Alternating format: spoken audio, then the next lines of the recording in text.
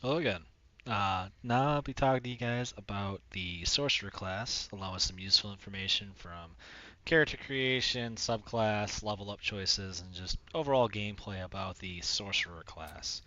So let's kind of dive in. Sorcerers are just to me, one of the best damage dealing magic classes in the game. They have some unique abilities to add modifiers to their spells, such as being able to cast a cantrip spell, and rather than hitting one target, it can hit two, or shaping their spells in such a way that when they cast Fireball on a group of enemies that are also their allies are close by, they can make it so that their allies succeed the saving throw automatically for the spell save. Um, they also have the ability to basically just um, create spell slots with their meta magic points, along with, like I mentioned here a minute ago, kind of shaping their magic. But they really become specialists in a specific spell damage type to me, really. Their hit die is a d6. Their primary attribute is charisma, and they have saving throw proficiencies in constitution and charisma. So by having that saving throw proficiency in your constitution, that means when you make a constitution saving throw to keep concentration on a spell, since you have proficiency, you're going to be doing pretty good. And you can always, as a feat later, pick Resilient, I believe it is, that lets you add your proficiency bonus to the saving throw already. Well, you really don't need it in that case, I guess. So ignore that. You can use daggers and quarterstaffs, but also a light crossbow. That means that these guys, they have no armor, really. They're light armor and shields. Um, so you're squishy, but you go out in a blaze of glory. There's ways to fix that. I'll talk about it later once I get through the class, like with some of the multi-classing places. But there are classes you can multi-class into to negate that shortcoming. To me, my favorite race to play in this is a Dragonborn, just because you're a Dragonborn sorcerer, you get a breath weapon, and just the other benefits of being a badass Dragonborn half dragon man thing.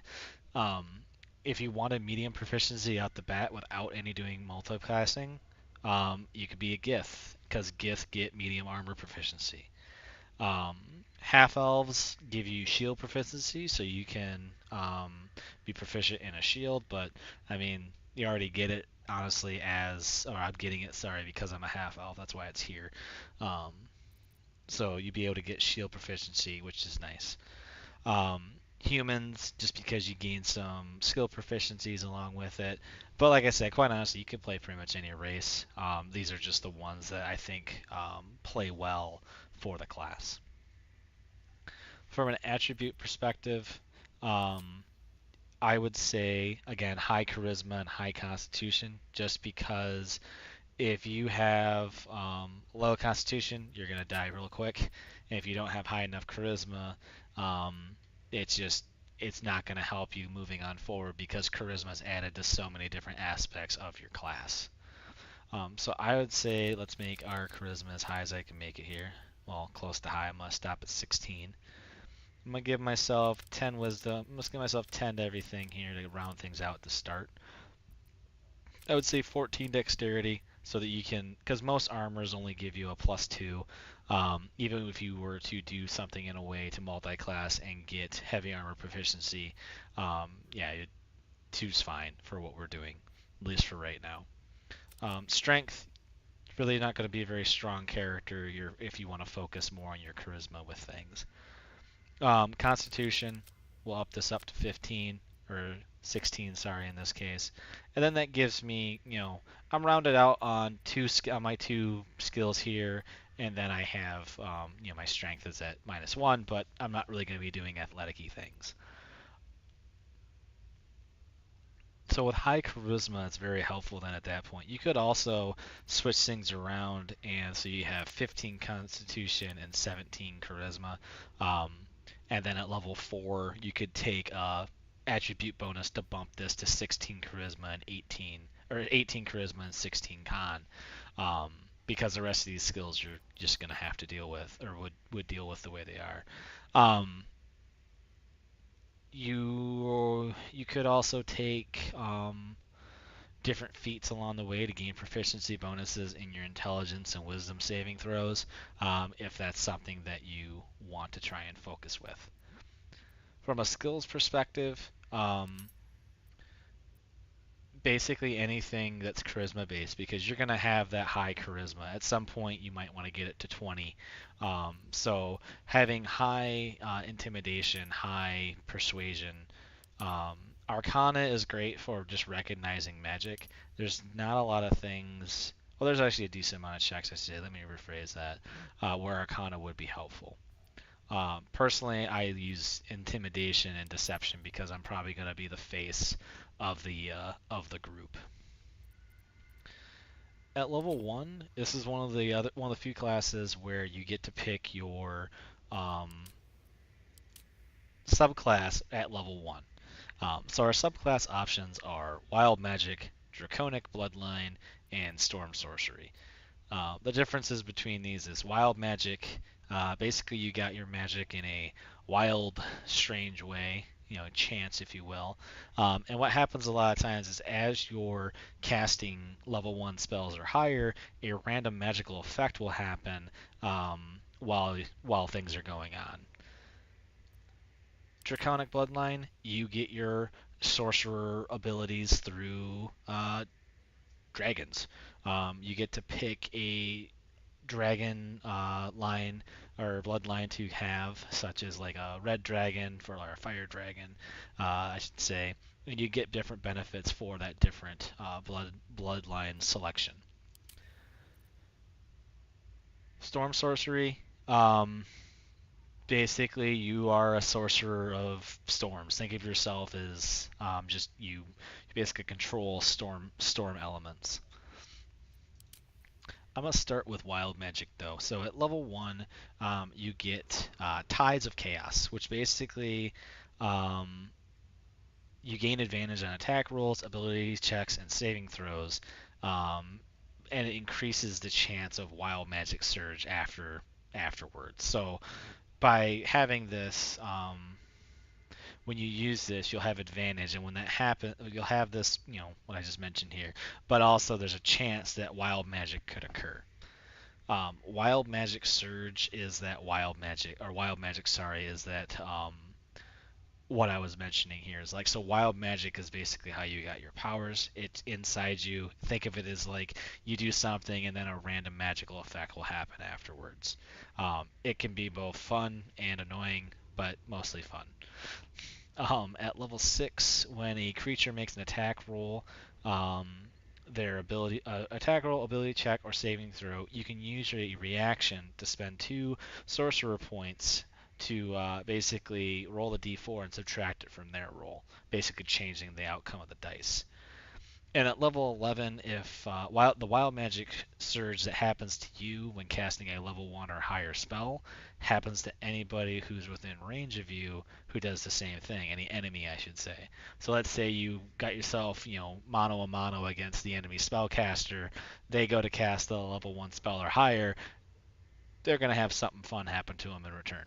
So I think I like wild magic mostly just because of the fun aspect of random things happening. You never really know what's going to happen when you cast a spell. Draconic Bloodline, the first thing you gain is Draconic. You get a Draconic. There's so many Draconics. You get Draconic Resilience, which basically you have scales over your body. So as I look here, you see that Shadowheart now has scales around her face. That's usually the main location of it. But like I said, you gain HP maximum is increased by 1 for each of your sorcerer levels. So every time you level up in your sorcerer level, you gain an extra hit point. And you also gain these benefits where if you aren't wearing armor, your base armor class is 13. So if you don't have any armor on, you're going to be running around it with 13 armor right off the bat. You could have someone cast mage armor if you can't cast it on yourself. That would make it 16. Yeah, so like not having heavy going into heavy armor or having any armor really isn't really going to hurt you much. And if your plan is to use um, no armor and mage armor to just run around with like 16 AC give or take, you could probably move some of your dex points around to different stats. You get to pick your dragon ancestry, and the dragon ancestry basically it determines it really changes like how your markings look. So as you can see, as I'm a white dragon, it's a lot more faint. If I'm a gold dragon, it's more gold. Copper, it's more coppery. Bronze, I get some bronze color and so forth. But really, what happened? The biggest thing to focus on is the text here in parentheses. So what this is really saying is that based on the dragon type, you'll gain resistance to that type of damage. Um, and at level 6, spells that deal fire damage are more powerful. So when you have this, basically you are resistant to fire damage. Or if I pick the black dragon, I'm resistant to acid, resistance to lightning, cold, poison, and so forth. Um, Basically, again, all that really means is that you take half damage from that kind of damage type. The other thing you gain as well is you get different spells based on um, what type of dragon you pick. So even though I'm a fire dragon, I'm a brass fire dragon, so I gain sleep. If I pick copper, I'll get Tasha's Hideous Laughter, which lets me basically make things go prone. If I look at a different acid one, like just these spells are change. A bronze dragon, you get Fog Cloud, which lets you kind of blind enemies. Silver, you get Featherfall, so when you're falling from high distances, you are basically immune to the damage when you cast the spell. You have Disguise Self if you're a gold dragon. If you're a green dragon, you get Ray of Sickness, which lets you do 2d8 fire damage or 2d8 poison damage. A white dragon, you get Armor of Agathis, which gives you temporary HP, and you deal 5 cold damage to any creature that hits you with a melee attack. You can use this once per long rest. Um, as a blue dragon, you gain Witch Bolt as a spell. Witch Bolt is very nice because you just hit something with it, and you can, as long as you keep concentrated, you can focus on it and basically use it again and again for 10 turns. Uh, for the black dragon, we gain Grease so that we can basically make things fall prone.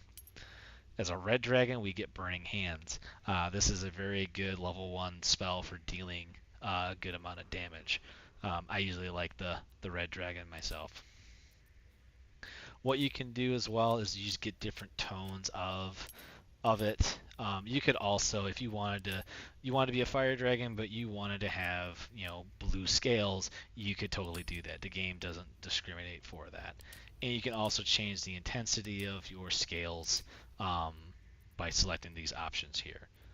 So I'm just gonna go back to I just want this. I'm gonna pick red, confirm, um, and that's what I would get if I were to pick a Draconic Bloodline subclass. With the subclass, sorry, at level 6, you gain um, elemental affinity. Basically, your damage, you get to add your charisma modifier to spell damage that match the type of dragon ancestry you pick. So if you are a fire dragon and you use a fire spell, you get to add your charisma modifier to that damage. You also gain this resistance so that when basically you can spend a sorcery point to gain that resistance of that spell type, damage type. At level 11, you gain the ability to fly. Basically, you can just fly around the battlefield.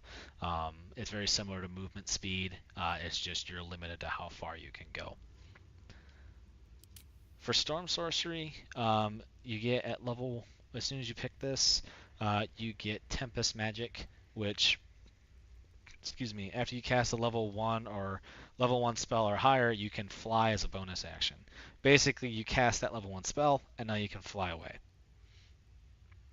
At level 6, you would gain Heart of the Storm, which is when you cast a level 1 or higher spell that deals lightning or thunder damage. All enemies within 6 meters of you take lightning or thunder damage equal to half your sorcerer level rounded down. So if you're a level 4 sorcerer, you cast this spell, it'll do 2 damage extra. Let's see here. Two lightning or sorcerer, or 2 lightning or thunder damage, sorry. Also, you are resistant to lightning and thunder damage at level 6. So if you plan on picking a storm sorcerer, um, you'll basically it's all lightning and thunder things. Also at level 6, you gain a couple spells. You gain Call Lightning, which lets you deal 3d10 lightning damage for 10 turns. This will require a dexterity saving throw and concentration. Sorry. Sleet Storm lets you kind of disrupt the concentration of spellcasters, douse out fires, and create an icy surface for people to slip on for 10 rounds. This requires a Constitution saving throw from them and concentration from you. You can create or destroy water. Basically, you can create rain or destroy a water source. And then you also have Gust of Wind, which basically just creates a gust of wind that can push creatures back 5 meters and make them go off balance, giving them disadvantage on strength and dexterity checks. Attack rolls against them would have advantage, and they just have to make a strength saving throw against you. At level 11, you gain Storm's Fury, which is when you get hit by a melee attack, you deal your sorcerer level in lightning damage back at them and potentially push them if they fail a strength save. So you're very much like, if you're picking Storm Sorcery, you're going to be very elemental with thunder and lightning. Draconic, you get to have some resistances to certain damage types depending on what kind of dragon line you picked. And then Wild Magic is, to me, just kind of a fun thing for just for the lulls of, oh hey, I cast a level 1 spell and now I'm blue, which is actually one of the things that could happen to you. Those are the subclasses for now. I'm over encumbered probably because I'm not that strong anymore. But at level 2 as a sorcerer,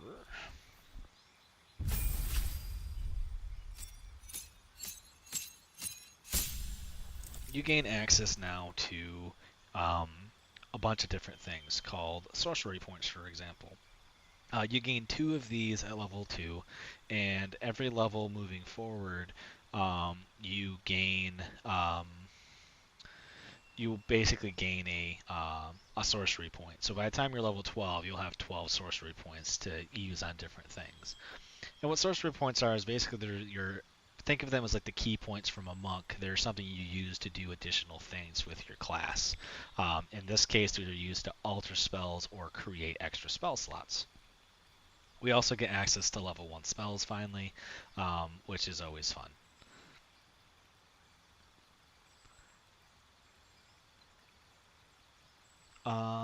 We get 2 different actions. We get, like I said, create sorcery points, which lets us create spell slots to gain, or spend a spell slot to gain sorcery points. So what you do with this, more or less, is if you, as a bonus action, you can spend the spell slot and gain it back as sorcery points. So if you use the level 2 spell slot, you would gain 2 sorcery points back just because you burned the spell slot. You also, in reverse, can create a spell slot by using sorcery points. If you, the requirement is 1 plus the spell's level of sorcery points. So if you wanted to create a level 1 spell slot, you would spend 2 sorcery points to do so. This is very useful for later on when you're in the thick of battle and like you can't use any more spells, so you use your sorcery points to make more spells. That's totally not confusing at all. From spells, I mean, it really depends, like, what did you get as your subclass and whatnot. If you were away and you already get Witch Bolt, then you probably won't pick it here. I'm just going to pick Burning Hands for now. What you also gain at level 2 is you can start picking what's called your meta magic abilities. You only get 4 options to choose from at the start. At level 3, we get 3 additional ones to choose from, in addition to ones that we didn't pick. And then at level 10, we get to choose another one from the list. But here at level 2, our options are Careful Spell, Distant Spell, Extended Spell, and Twin Spell.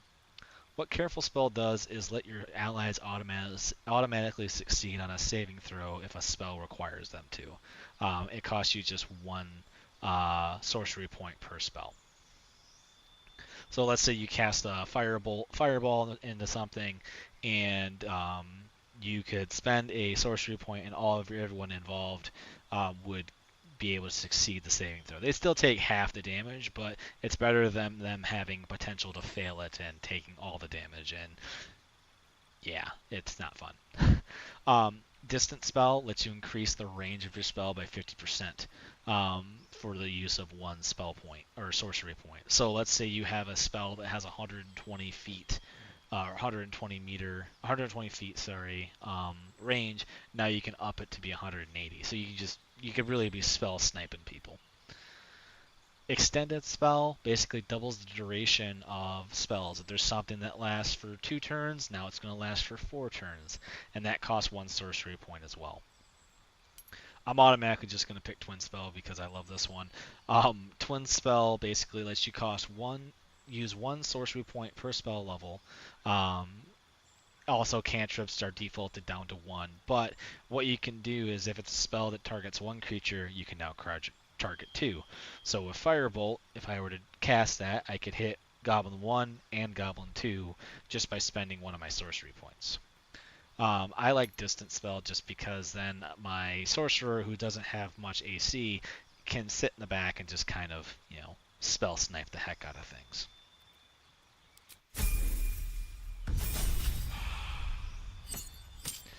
At level 3, we gain access to level 2 spell slots, and we get another level 1 spell slot. But also we gain another sorcery point. From my spells, now I have access to level 2 spells. Cloud of Daggers is tremendously underrated in this game. I've seen people just destroy bosses with it. It's crazy.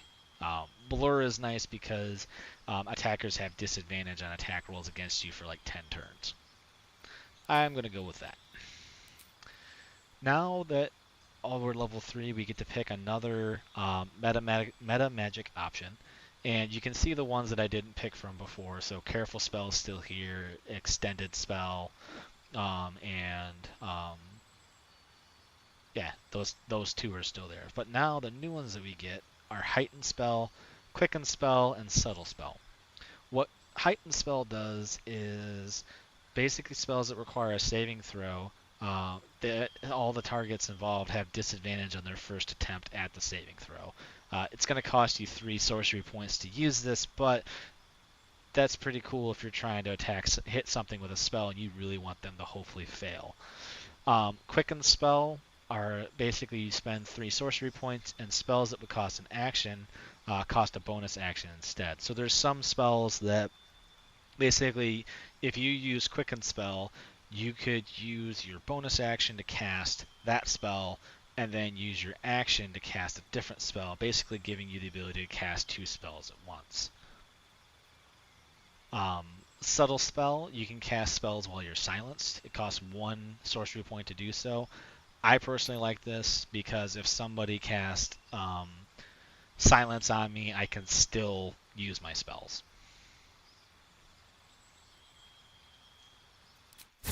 At level 4, we gain a feat or attribute increase, and then we also gain, like I said, another sorcery point.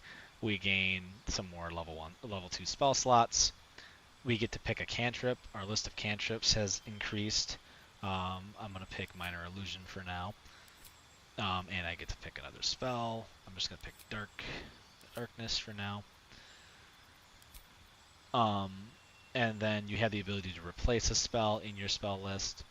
And like I said, you can pick a feat or attribute bonus. like I had mentioned earlier, I'm going to up my Constitution to 16 and my Charisma to 18. At level 5, you gain a sorcery point, and you gain access to level 3 spells.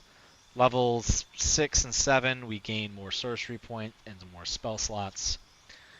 At level 8, you gain feat or attribute increases, and again, more spells and sorcery points. At level 9, you gain more spells and sorcery points. At level 10, we can pick another cantrip and pick another meta magic option from on the list that we haven't picked already. You also gain more spell slots and sorcery points, both at level 10, 11, and 12. But in addition, at level 12, you get to pick an additional feat or attribute increase. Really, like the biggest thing of your sorcerer powers happens at level 3 or level 1, where you pick your subclass. And then levels 2 and 3, where you start picking the meta magics that you can use for pretty much 90% of the game. Until you hit like level 10, then you get another option. So your first 3 levels are kind of crucial of how you're planning on playing your character. From a multi-classing perspective, you could pop into Warlock because Warlocks get spell slots that you can use that get regained after a short rest, or Paladin if you wanted to get access to some weapons to use, and a couple other things like heavy armor. There's a lot of different things you can do. If you don't care about heavy armor and you're cool with medium armor, I'd almost recommend a Warlock, because I would say I'll have a Warlock video here soon, probably shortly after this one, because Warlocks at level 3, somewhere I'm pretty sure it's early levels. Let's see. I'm just checking something here. Sorry.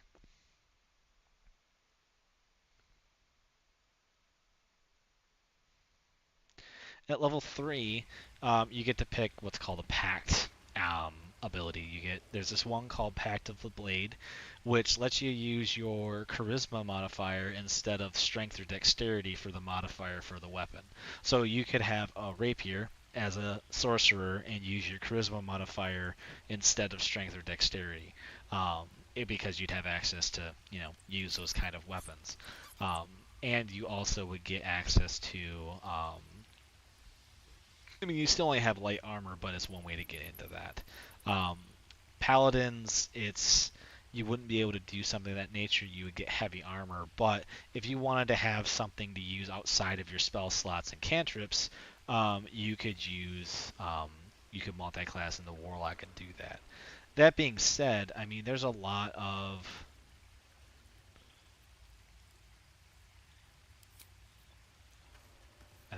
it's probably because I have armor on. There's a lot of different cool things you can wear, things you can do. Let's see here. Never a dull moment. Just putting something on here because I don't want to be that guy. Apparently someone took my stuff. Well, that's fun. Alright, what now? A long way to go still. There we go. Alright, so if I take off this... Nope. Alright, anyway, I can't cast the cantrips. I just don't want to, be that guy.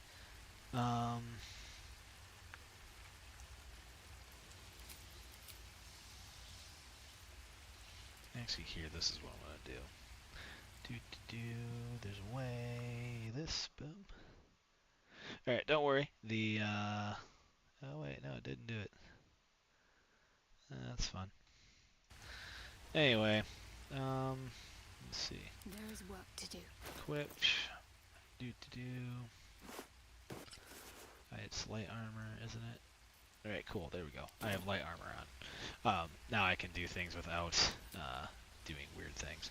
So, what I was trying to get back to, I apologize for the rambles. I just, this person, whoever I don't know, whoever was running this character before me did some things. So anyway, um, you could do some pretty good damage with certain cantrips. If you multi-classed into Warlock and got access to like um, what is it? Eldritch Blast, it scales with damage against you. If I or damage with you as you level up. Let's see here. So like, oh hey look, there's all these people next to each other. If I use Cloud of Daggers, I just did pretty good damage to everybody. I'm going to, use my Firebolt, but also I want to. How come I can't? Well, let me. Oh, here we go. They're over here. I'm going to say I want to twin spell this. So I'm going to throw one at this guy and one at this guy. Or if I had, let's see, let's dispel range. I'm looking for one that has some range. That's pretty close. That's pretty far. Let me walk super far over here. I'll walk all the way over here.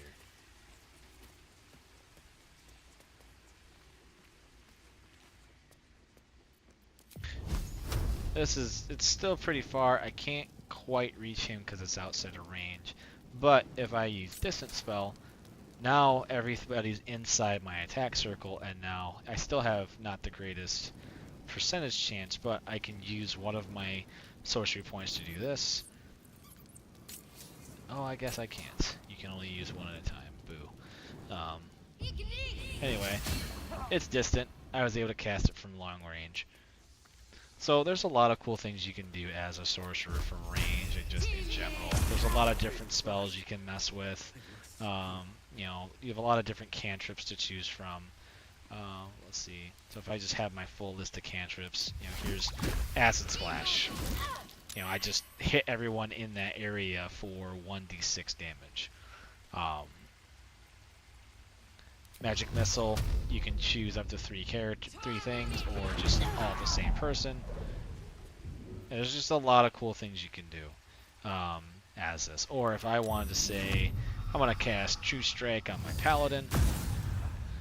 Now he has advantage for the next 2 turns on his attacks. So I'm going to walk over to her. I'm going to smite.